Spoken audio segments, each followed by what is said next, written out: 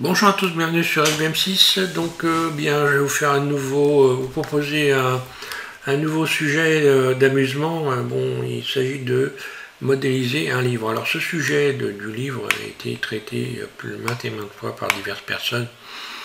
Je l'ai déjà également moi traité. Sauf que ce qu'il a de particulier, celui-là, c'est qu'il va être imprimable. Donc voilà ce que ça donne dans la vue, et donc voilà ce que ça donne ici dans le maillage. Voilà, donc il est parfaitement imprimable. Si je sélectionne ici les pages, que je vais donc ici dans impression, je fais tout vérifier, vous voyez qu'on est ici à 0. Pareil pour la couverture qui est donc en deux parties, tout vérifier, et j'ai donc ici uniquement face, 0 face, donc ce qui ne gêne pas ici pour l'impression. Voilà. Donc voilà ce qu'est à quoi il ressemble ici. Voilà. Alors, les 0 faces viennent ici, de ces éléments-là, que j'aurais pu ne pas mettre, comme ça je n'aurais pas eu de 0 face.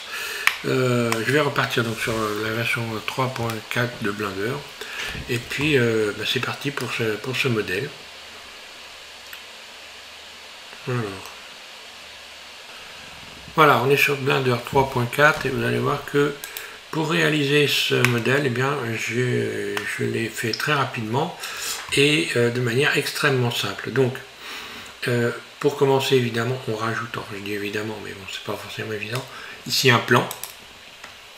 Vu de dessus, ce plan, vous passez en mode Edit en cliquant sur Tab et vous allez faire un SX pour venir l'agrandir. La dimension que vous voulez, vous pouvez mesurer. Je rappelle qu'il y a système métrique dans Blender.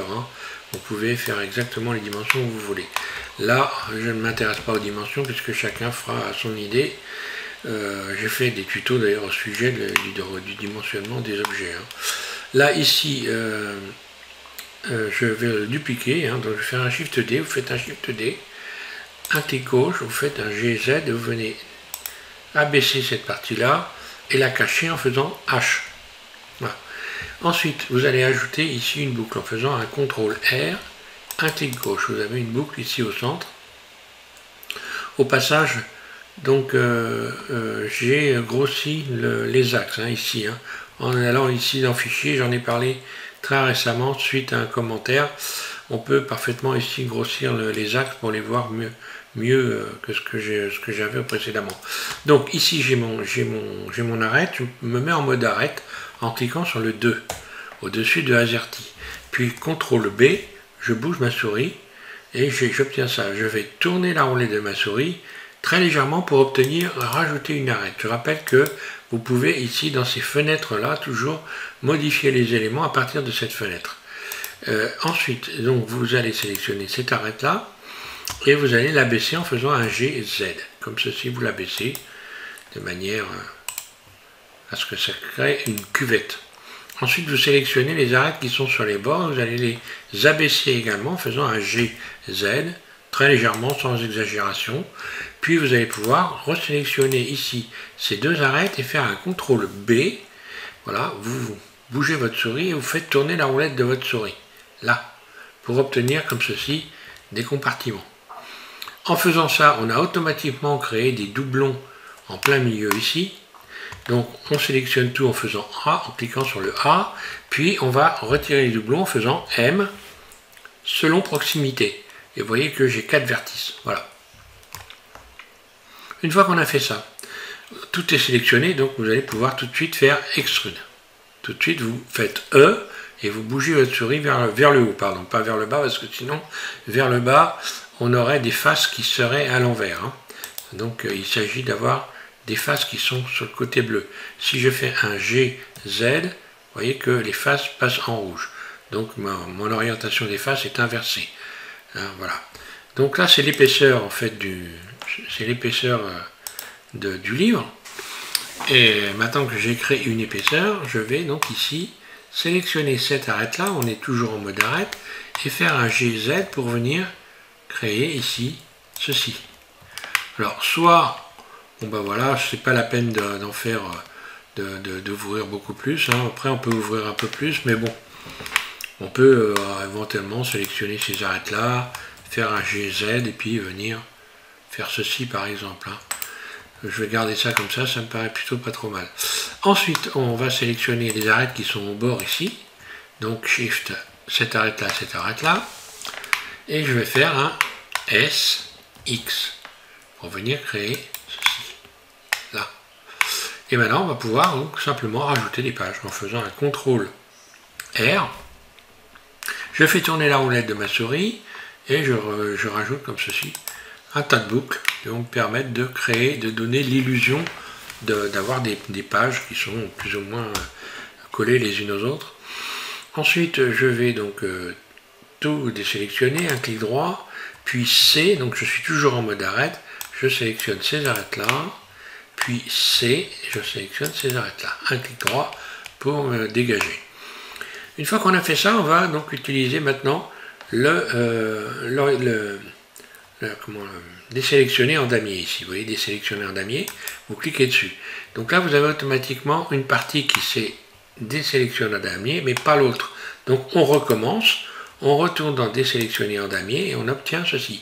Ce qui fait que maintenant, si je fais un SX, donc la surface sur X, SX, je vais obtenir une forme comme ceci. Je vais me mettre peut-être un peu plus près pour qu'on voit bien.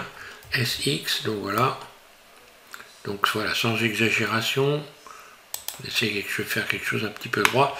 Il s'agit juste de marquer. Hein. Voilà, ça ne va pas beaucoup plus loin. Voilà. Donc à partir de là, on peut également marquer les côtés. Par exemple ici, si je veux marquer les côtés, je vais sélectionner le mode arrête toujours.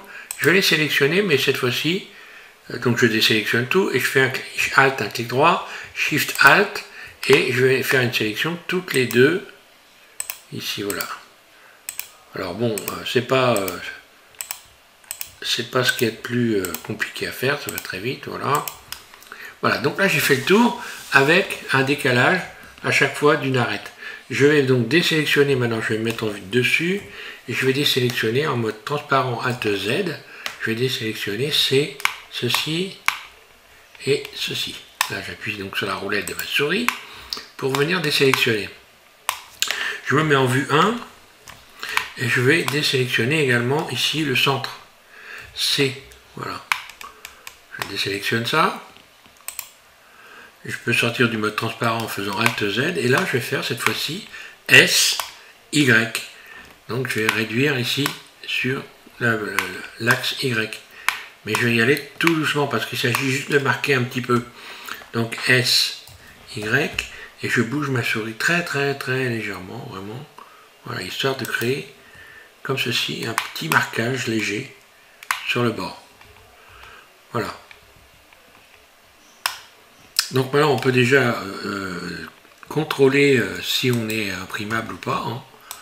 Voilà, tout vérifier. Donc là, G4, non, puisque forcément ça englobe le plan qui est en dessous, mais autrement, vous allez voir qu'il y a des faces fines, mais ça c'est pareil, c'est normal, on va pas se...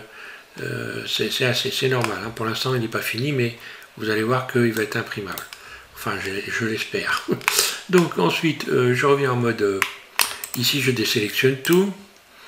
Et je vais faire Alt H pour récupérer le dessous ici, ce plan-là. Je me mets en mode arrête, en mode face, en cliquant sur le 3 au-dessus de AZERTY. Je vais mettre en vue de dessus. Et cette fois-ci, je vais faire un SX pour venir cadrer avec. Donc, ça va être la couverture. Et un SY, mais alors là, très très léger. Voilà, pour venir agrandir légèrement, dépasser un petit peu. Je peux maintenant faire un GZ pour venir coller ici. Voilà, coller plus ou moins, hein, pour le moment. Voilà. Je vais donc maintenant sélectionner le dessus ici. Oh non, quoique je vais rajouter une boucle ici. Donc je sélectionne le plan, je vais faire un CTRL R, un clic gauche, là on le voit là. CTRL B, ici je viens, puis je fais tourner la roulette de ma souris pour en avoir, voilà, pour avoir 3, encore une fois. Ça correspond à peu près à la dimension qu'il y a entre les deux là. Ça, cette fois-ci, je vais faire un GZ, mais vers le bas, là. Puis, je vais faire un CTRL B pour venir arrondir tout ça en rajoutant des boucles, en faisant tourner la roulette de ma souris. Là, voilà. Une fois que j'ai fait ça, je vais donc tout sélectionner le bas, hein, ici. Donc je fais un contrôle plus. Voilà, je sélectionne tout ça. Et je vais venir le coller les bouts ici aux feuilles en fait, en faisant un GZ. Je viens les coller aux feuilles, là. Ici, je vais resélectionner le milieu, me mettre en mode transparent, puis en mode vertice, donc en cliquant sur le 1 au-dessus de AZERTY. Là, je ne sélectionne que ça. Et je vais faire un GZ pour venir coller également cette partie-là aux feuilles. Voilà, CTRL L, je sélectionne tout, et extrude, E, et je bouge ma souris directement pour donner l'épaisseur de la couverture. Là. Voilà, lorsque je sors du mode transparent, voilà ce que ça me donne. Maintenant, je vais également adoucir l'ensemble.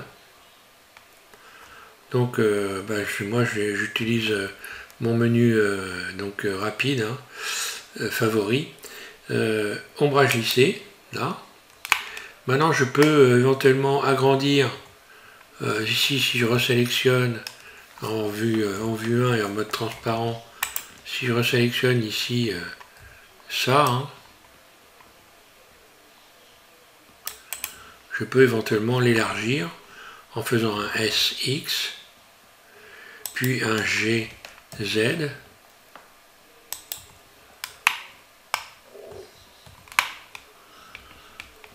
Je ne sais pas si j'ai bien fait la bonne... Oui, c'est bon.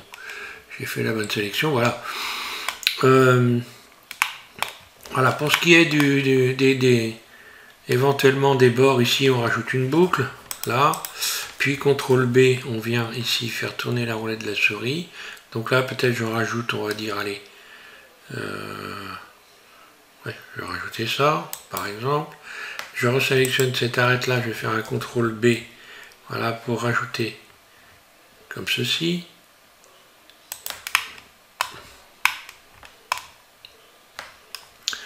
Donc pour que ça colle par exemple avec les autres, je vais faire un SY. Hein. Voilà, pour que c'est à peu près la même épaisseur. Là, ensuite je peux sélectionner les faces qui sont donc en mode face. Donc je clique sur le 3 au-dessus de AZERTY. Puis je sélectionne une face ici, puis CTRL cette face-là. Puis pareil, j'appuie sur SHIFT, je sélectionne cette face-là, puis CTRL, je sélectionne celle-là, et ainsi de suite. SHIFT celle-là, CTRL celle-là, et maintenant je vais faire juste simplement E, un clic gauche, et ALT S pour venir, on va mieux le voir comme ça,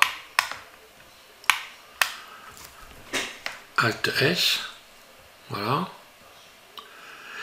Pour arrondir les bords ici, je vais juste faire aller aux bordures. Donc on peut aller là par exemple et sélectionner les boucles de bordure. Ce qui fait que je ne sélectionne que les tours ici. Je peux faire un CTRL B. Voilà. Et voilà, et comme ça je peux faire arrondir un peu les bords éventuellement pour obtenir ça. Et voilà, on n'aura pas eu besoin... Ah bah si, il reste... Non, c'est bon, ça a été fait. Bon, là, c'était un peu... J'aurais pu marquer un petit peu plus ici, mais bon. Disons que, voilà, ça va le faire. Puis une fois qu'on a fini tout, bah, on peut tout simplement modifier la dimension en mode objet, en faisant un SY. Voilà, on modifie la taille de son bouquin. Et on va tout de suite, sans oublier, de faire un CTRL A pour venir préciser que la valeur initiale des objets qui sont sur la scène correspond bien à ce que l'on attend de ces objets. Donc voilà, toute transformation, on valide tout simplement la forme, la longueur, la hauteur, etc. des objets, comme ça Blender comprend bien. Après, ben, vous n'avez plus qu'à faire un CTRL L par exemple. Vous allez rajouter tout simplement une couleur, voilà. Je vais faire nouveau, hein. Donc là, ce sera blanc, donc là je vais le mettre en marron par exemple, c'est ce que j'ai fait déjà. Voilà. Ensuite je vais inverser la sélection en faisant donc en allant ici donc dans sélectionner, inverser, ou en faisant simplement CTRL-I, voilà. Et là je vais faire plus pour ajouter une nouvelle couleur, nouveau, et assigner, et là la couleur nouvelle c'est le blanc. Voilà, ce qui fait que lorsque je vais retourner dans le mode ici, donc de lecture courant, j'obtiens ceci. Voilà. Je vais cacher là, voilà, pas pellicule, mais je suis dans quel mode là? Je suis dans cycle, mais c'est bon. Voilà, je vais cacher ici le fond. Je vais cacher également, alors ça je le fais très régulièrement, tout ce qui est dans la scène ici, et puis les origines.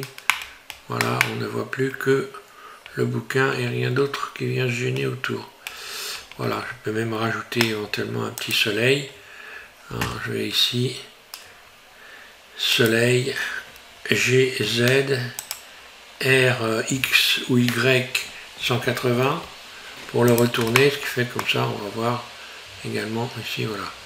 Je vais pouvoir même augmenter la force éventuellement pour voir mieux encore le dessous de mon bouquin. Donc maintenant on va faire le contrôle et voir ce qu'il y a qui va ou qui ne va pas, parce qu'il peut très bien ne pas y avoir des problèmes, hein. Je fais tout vérifier.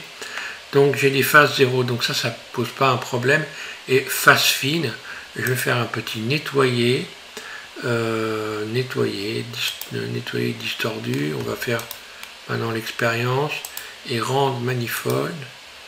Voilà, et donc normalement, tout vérifier. Ouais, j'ai toujours ces phases fines qui correspondent ici, hein, à ça. Mais bon, voilà, ça gêne pas pour l'impression. Hein. D'ailleurs, si je ne fais le contrôle que de cette partie-là, je vais la séparer d'ailleurs en faisant P sélection. Voilà, comme ça j'ai deux objets hein, bien distincts ici dans le mode objet. Hein, j'ai deux objets. Je vais rappeler les éléments ici. Voilà, plan AX, tac, tac, tac, tac, voilà. Donc voilà, on voit les sélections. Si je fais tout vérifier sur cette partie-là, voilà, elle est donc parfaitement imprimable. Et celle-là, phase 0, il n'y a que le problème de phase 0 qui est dû, je le rappelle, à cette partie-là. Qu'on n'est pas obligé de faire, mais normalement les imprimantes passent. Hein, donc je rappelle que Willy, qui est quelqu'un que j'ai particulièrement apprécié, et peut-être que me regarde cette vidéo, Willy, je te souhaite le bonjour, j'espère que tout va bien pour toi. Et donc, qui lui est imprime beaucoup à des imprimantes, il en a plusieurs, donc c'est un fan de l'impression 3D, et donc qui a donc validé le fait que les phases fines ne gênent pas forcément l'impression. Après, il faut donc faire le contrôle avec son propre logiciel d'imprimante 3D. Voilà. Donc, merci à tous de suivre SVM6, et puis je vous invite à un prochain modèle, ou autre chose d'ailleurs. Hein. Peut-être je vais revenir sur certains éléments, soit sur Blender de A à Z, soit sur voilà, sur donc des jeux, hein, etc. Tous ceux qui me suivent, hein, vous savez ce que je fais. Hein. Voilà, merci, bon courage à tous.